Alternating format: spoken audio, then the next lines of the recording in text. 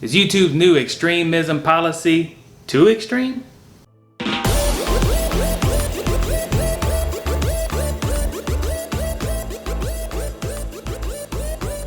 What's up YouTube? It's your boy chilling with Q10 back at it again. Today I got another video for y'all. We're going to be talking about a hot topic in the news, and that is YouTube's new policy on hate speech. Updating, and they call it extremism. So what we're going to do is we're going to go through their new policies that they put out on June 5th on their official blog. We're going to read over some of it and just kind of see where they're at with that. This whole thing came about pretty much with two people who are well known as far as in the social media platforms and stuff like that. As Steven Crowder, and he's a conservative host with the Louder for Crowder show, and Carlos Maza, who is a host of the Vox series Strike Through, and he happens to be gay, homosexual, whatever you want to call it. So this whole thing kind of kicked off with Steven Crowder apparently made some videos, made comments of Carlos Maza, calling him quote unquote Mexican fag or something like that. So this kind of threw the whole thing into a whirlwind where Carlos came out tweeting that he was getting phone calls from people just with hateful words or whatever, just saying that he was being doxxed, and just creating all these problems for him, which it could be true or he could be lying. I don't know. That's up to public opinion, I guess. So he started petitioning YouTube, saying that, look, Steven Crowder is making these videos, they're racist, they're hateful, this is hate speech, like y'all don't have any policies or anything in place for specifically for this and stuff like that. You just kind of have like guidelines and stuff, and that you kind of go by. So he's like, want something concrete, and pretty much I want Steven Crowder gone. He's a white supremacist. I want him going. I want him demonetized. I want him off this platform. Quote unquote. Myself, not him. They're just kind of paraphrasing that. But so in response to that, YouTube comes out and they actually demonetized Steven Crowder, and they cited that the reason was for a link on one of his videos to a t-shirt that says socialism is for, and then it has an F, an asterisk, and GS, and they're saying that that the t-shirt is kind of like, it leaves it up to your interpretation type thing. So Steven Crowder was like, it's socialism is for figs, but everybody, it's like socialism is for fags or whatever they were saying. It's kind of one of those things, and his show is mainly geared towards the comedic entertainment side, and stuff like that. So I could see, it's comedic, type of t-shirt, in a sense. So I don't know if that's a reason to demonetize him. From what I've seen, as far as the videos itself, a lot of stuff is done with a comedic backtone, to it, and not really any white supremacist hate or going out and say, kill all these people, or just stuff like that. There's none of that. He's not promoting hate or violence towards anyone. He's just being out there commentating on what's going on in the news, and certain people that happen to be public figures in these industries, social media platforms and stuff like that. So this is one of those topics that kind of get me riled up, because for the past few years I have been seeing a bias in social media. Like, the social climate of today is geared more towards the left.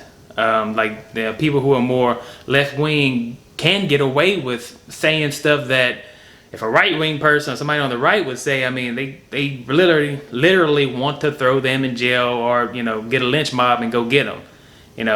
So today, it kind of, in my opinion, it seems that the climate is more laxed for people who are on the left, and then people who are more conservative have Judeo-Christian values and stuff like that on the right, or just, seem as, are just put out there as white supremacists.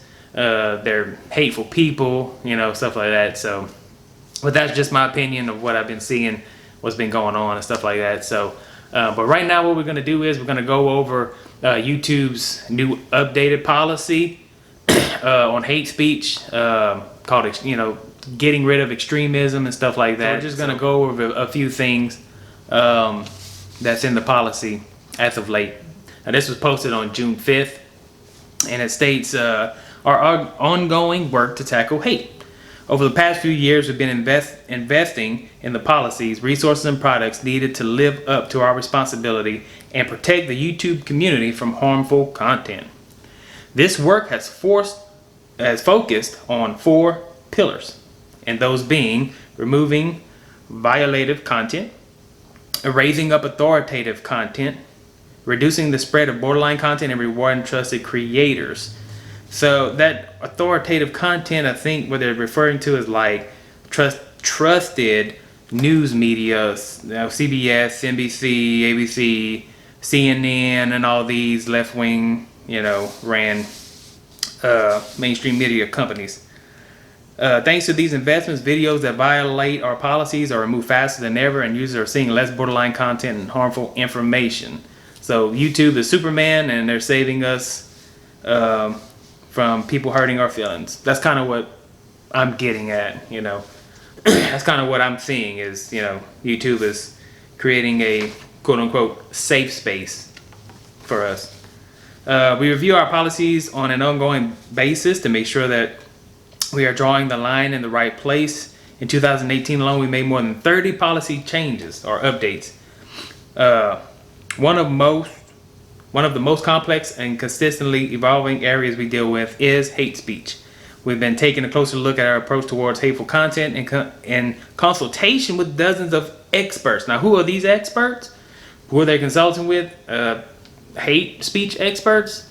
Can you get a degree in hate speech? Or I don't know. I want to know who are they consulting with to define what hate speech is, or what is extremism.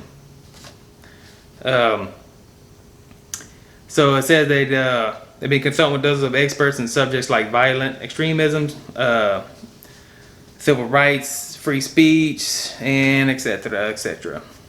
Based on those learnings, we are making several updates, and then it goes on to say removing more hateful and supremacist content from YouTube.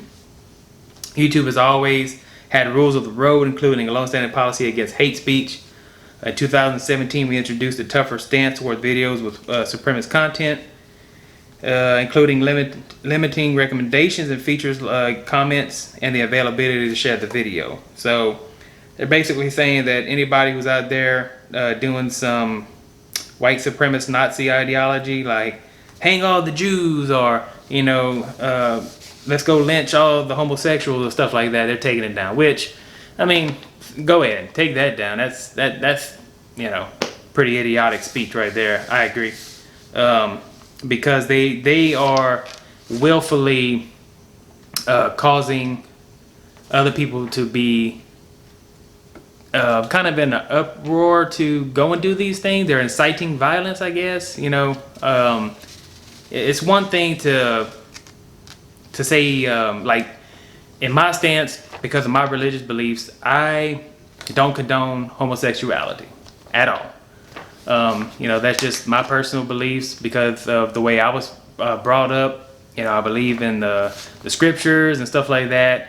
And just for me, in the natural state of the world, it ends it ends life, because 2 males can't reproduce, 2 females can't reproduce. So we know the world got populated through not homosexual practices. Let's be clear about that. So that's my take on it. But at the same time, I don't have any hate towards homosexuals. I'm not going to incite violence towards someone because I believe in the right of life, liberty, and the pursuit of happiness. So that's just my take on it. So removing more hateful and supremacist content from YouTube.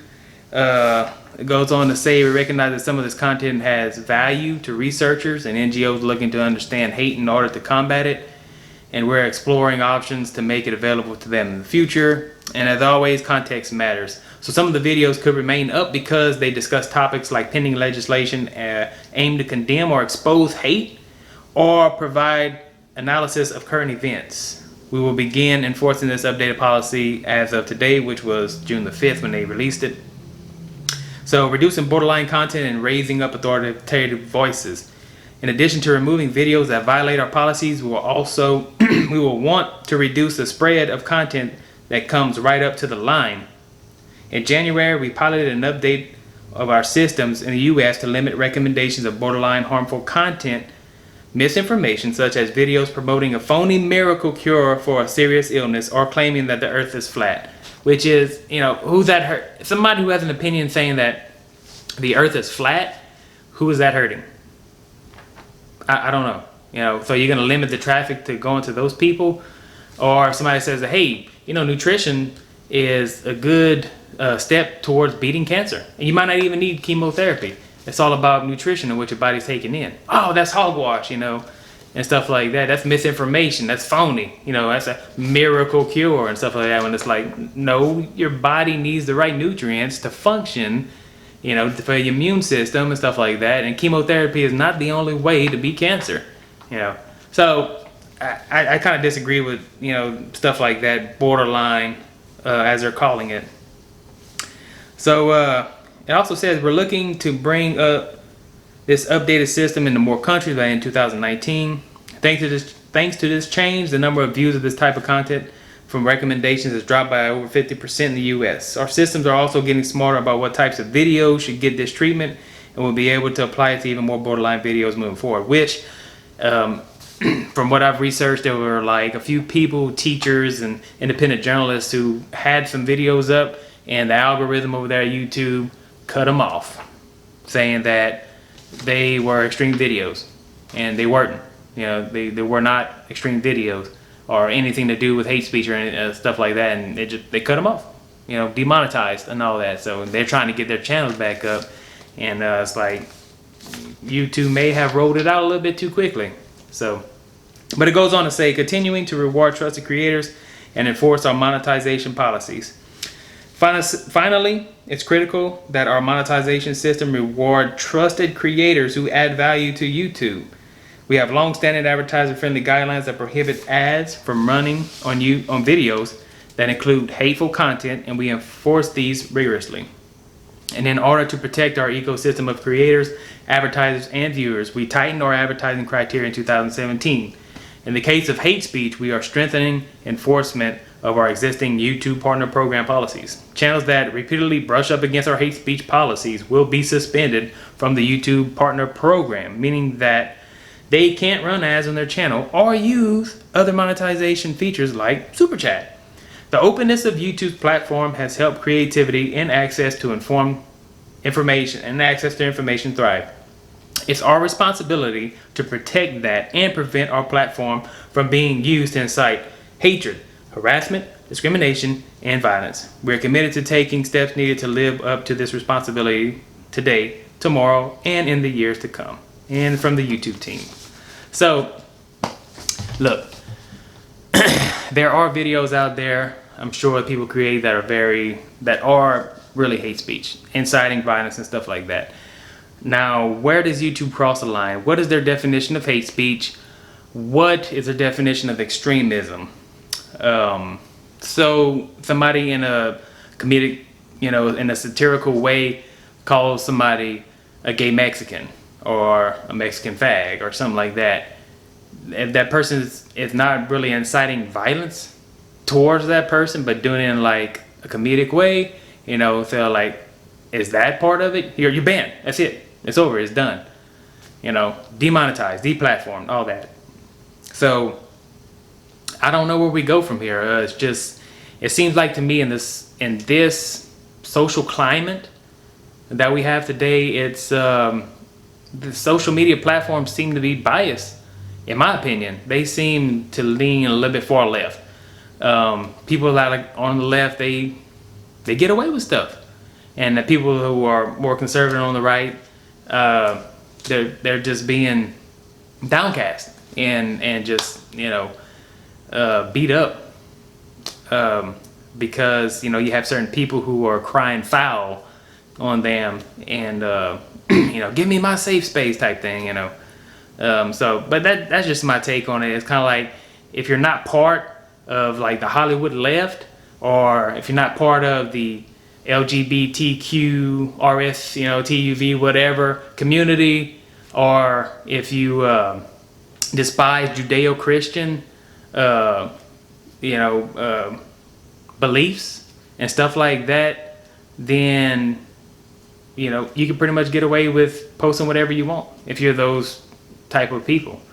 And the most important one is, if you hate Donald Trump, you can post whatever you want. That seems to be the thing going on right now. If you have a hatred for Donald Trump, you can post whatever you want on him and bashing him, and and not just Donald Trump, but even conservative people who are in office.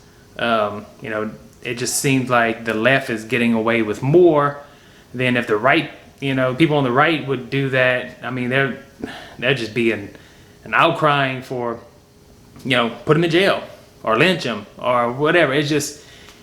That just seems to be the social climate right now. But that's my opinion. That's my take on it. So is YouTube doing the right thing? I do see a little bit of bias with the policy, and it's kind of not so cut and dry. But hey, that's just my opinion on it. So, but let me know what you guys think. Is YouTube moving in the right direction?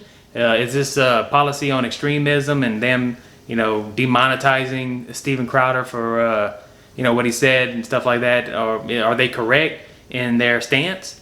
Or does Steven Crowder have a leg to stand on?